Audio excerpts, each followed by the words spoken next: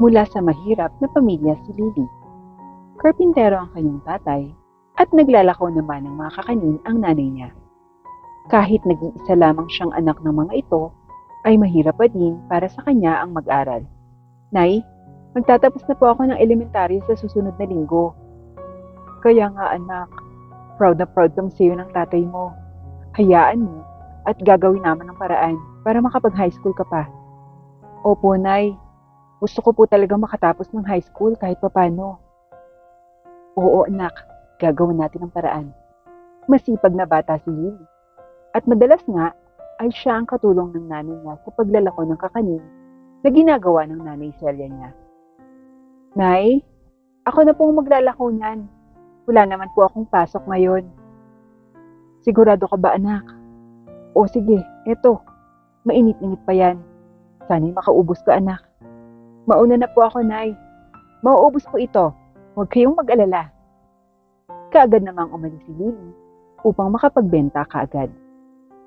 Kakanin, bili na kayo, mainit pa. Isa namang babae ang nakita niya, nakabababa lamang ng kotse nito at mukhang mayaman din. Ale, bili na po kayo ng kakanin. Alok niya dito. Bakit, magkano ba yan? Bilhin ko na lang lahat. Tamang-tama, kakauwi ko lang ng Pinas. Magugustuhan niya ng pamilya ko. Talaga po? 300 lang po itong lahat. Saang bansa po pala kayo galing? Ako? Sa Japan, iha. Cleaner ako doon. Malaki-laki kasi ang sahod kumpara dito sa Pilipinas. Wow! Kaya po pala mukhang Japanese na din kayo. Ang puti niyo po. Bati naman ni Lily. Naku, ikaw talagang bata ka. O ayan, sa'yo na rin ang sukli niya na. Salamat po ng marami, ate. Okay, walang anuman. Naalala ko ang sarili ko sa'yo noon. Naglalabada lang ako nung bata ako. Kaya ikaw, magsipag ka. Opo, pangarap ko din pong pumunta ng Japan. Salamat po. Umuwi si Lily na masayang masaya dahil sa mabilis na ubos ng kanyang paninda at mayroon pang sobra. Naku, siguradong matutuwa nito si nanay. Saad niya sa kanyang sarili. Takbo-takbo naman siyang umuwi sa kanilang bahay at dala ang magandang balita. Nay! Nay! Ubos na po yung paninda ko. Talaga anak? Ang bilis mo namang nakaubos. Opo, Nay. May isa pong ali na kadadating lang dito sa Pinas. Kaya binili niya pong lahat yung kakanin na tinda ko. Eto nga po, akin na daw po yung sukli. Aba, ang bait naman niya. Nagpasalamat ka naman ba? Opo, Nay. Nagpasalamat po ako. At nagkwento pa nga po siya. Sa Japan siya nagtatrabaho at malaki daw po ang sahod. Oo, anak. Maganda talaga ang sahod ng mga OFW kumpara dito sa Pinas. Kaya, Nay, balang araw, mangingibang bansa din po ako para malaki-laki din po yung maipon ko at makapagpagawa tayo ng malaking bahay. Oo naman, anak. Pwede naman. Swertihan lang din naman ang pag-OFW, anak. Hindi rin lahat. Maganda ang kinararatnan pagdating doon. Ah, ganun po ba yun, Nay? Di bale, siguradong maganda ang mapupuntahan ko, Nay. Sana nga, anak. O siya, halika na at magluluto pa tayo ng pananghalian. Katulong ni Nanay Celia si Lily na naghanda ng pananghalian bago dumating ang tatay niya galing sa trabaho. Natapos ang buong araw na yun na masaya ang pamilya ni Lily dahil may extra silang pambili ng bigas at ulam. Nay, may pasok na po ako bukas. Pero magdadala po ako ng kakanin. Siguradong maraming tao dahil practice na po ng graduation namin, Nay. Oo, anak. Magluluto ako ng kakanin para may kita tayo ulit. Matutulog na po ako, Nay, at maaga pa po ang gising ko bukas. Sige, anak. Matulog ka na. Sabay yakap at halik ng nanay nito sa noo ni Lily. Kinabukasan naman ay maagang gumising si Lily at nag-ayos para sa kanyang pagpasok sa eskwelahan. O eto na anak, yung kakanin at baon mong pananghalian. Salamat po, Nay. Mauna na po ako. At pagdating nga sa eskwelahan ni Lily, ay kaagad na nagbilihan ng mga guro at kamag-aral niya. Lily, pabili ako ng 3.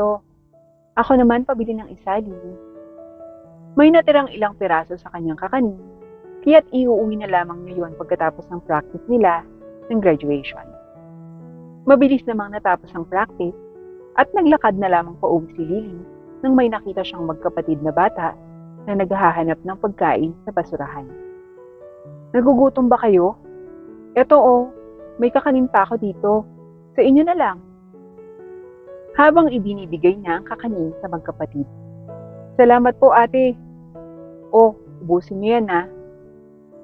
Pagkarating sa bahay, ay agad na ikinuwento ni Lily sa kanyang nanay ang ginawa niya. Nay, naawa po ako dun sa magkapatid na bata. Tama lang ang ginawa mo anak. Kahit mahirap tayo, mas magandang nakakatulong tayo kahit papano. Kahit sa maliit pang bagay o halaga nito. Opo nay, tatandaan ko po yan. Lumipas naman ang ilang araw at dumating na ang araw ng pagtatapos ni Lily sa elementarya. Congrats anak ko, napakagaling mo talaga. Salamat po nay, high school na po ako sa susunod na pasukan. Oo anak, at nagawa na namin ang paraan ng tatay mo para makapag-enroll ka na kaagad.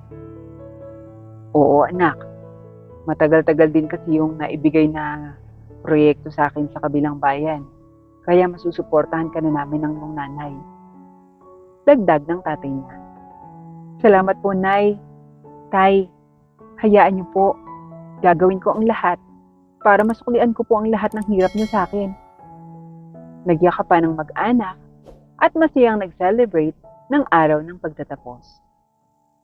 Lumipas pa ang ilang taon at nakatapos na rin si Lily ng high school. Hindi rin naging madali ang paghanap niya ng trabaho. Kaya nang magkaroon siya ng pagkakataon na makausap ang dati niyang kaklase na nagbabalak na magtrabaho sa ibang bansa, ay tinanong niya dito ang lahat ng maaaring requirements para makapagtrabaho sa ibang bansa. Paano pala? May magiging backer ba tayo? Mga magkano kaya yung magagastos natin? Tanong niya sa kaklase niya. Sa unang sahod na natin babawasin ang lahat ng magiging gastos natin. Kaya tara na, sumama ka na. Sayang ang oportunidad.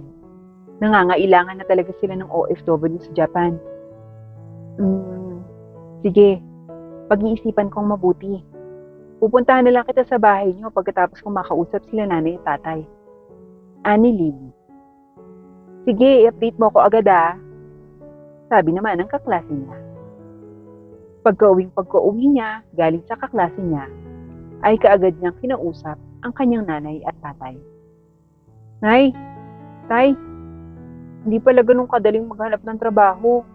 Bale, meron akong kaklase na nag-alok sa akin, Nay. Tay, na mag-abroad sa Japan.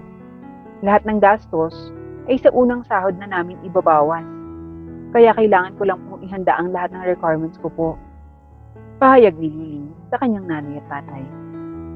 Anak, ikaw ang bahala. Basta't mag-iingat ka kung saan ka man mapadpad. Oo anak, suportado ka namin ng nanay mo palagi Salamat po, Nay.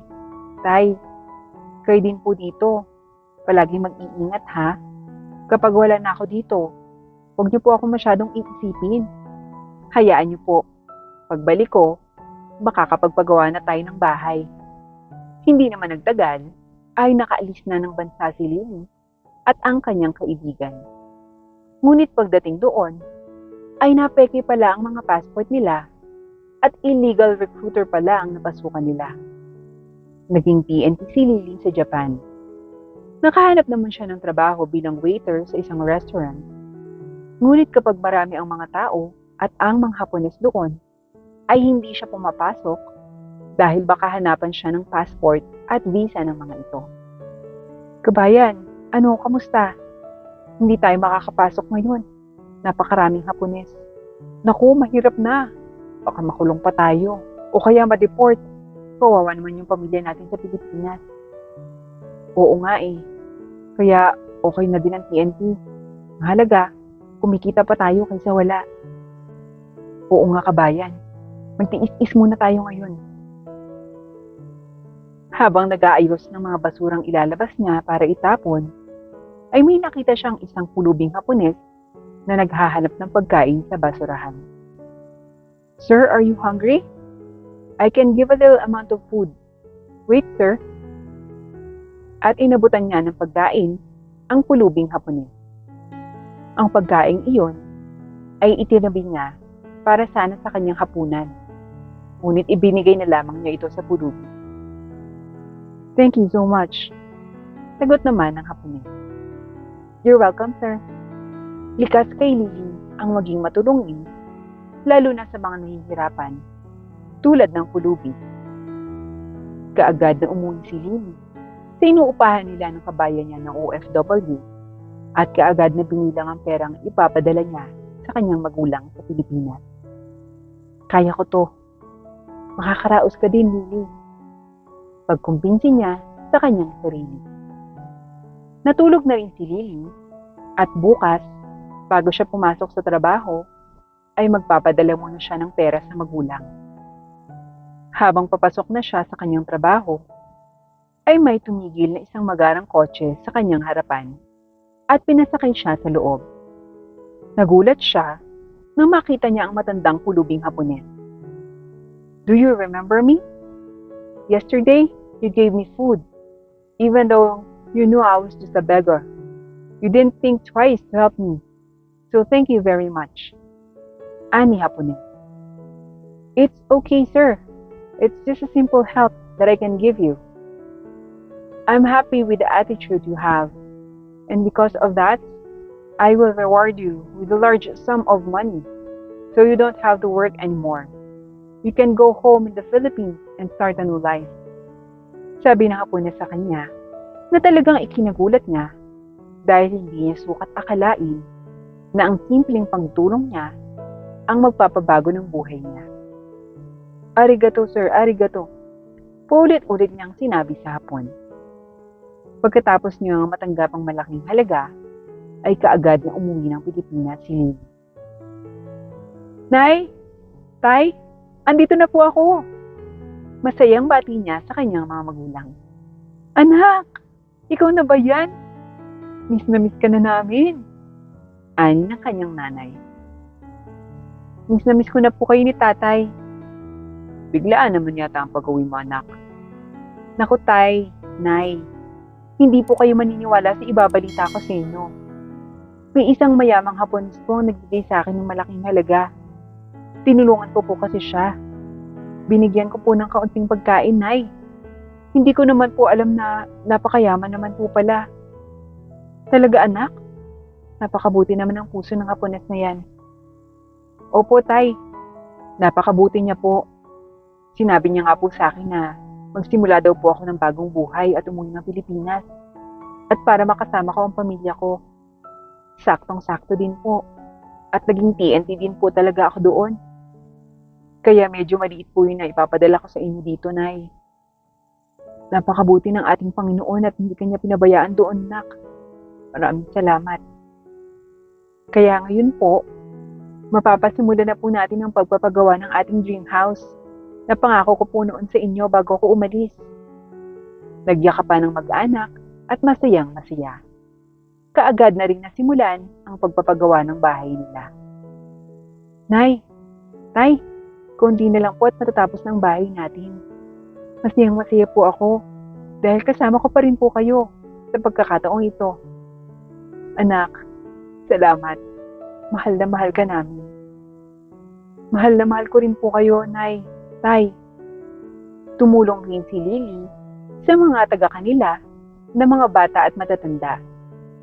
Nagbigay siya ng mga gamit ng eskwela at mga gamot. "Salamat po Ate Lily sa bagong bagat notebook po namin." Pasasalamat ng mga bata sa kanya. "Walang anuman." O, laging maging mapagbigay at mapagkumbaba, paalala niya sa mga bata. "Opo Ate Lily." "Salamat Iha sa mga gamot. Matagal na rin kasi hindi nakapagbigay ng libreng gamot ang center natin." Ani ng mga senior citizen. "Opo, wala pong anuman. Kung may kailangan pa po kayo, magsabi lang po kayo. Bukas po ang aming bahay para sa inyo." Napakabuting mo, Iha. Napakaswerte ng magiging asawa at anak mo sa'yo. Naku, wala pa nga po. Hindi pa po dumadating. Sagot naman ni Lily. Naku, nasa paligid lang yan, Iha. Huwag kang mag-alala. Darating siya. Sagot ng matanda. Habang nag-aayos ng mga notebook ng mga bata, ay lumapit naman ang isang binata sa kanya para personal na magpasalamat sa ginagawang tulong ni Lily sa mga taga roon. Lily, thank you very much sa pagtulong mo sa mga bata at matanda dito sa ating lugar. Walang anuman. Gusto ko lang din i-share yung mga blessings na meron ako. By the way, I'm Ralph. Pakilala nito. Nice to meet you, Ralph.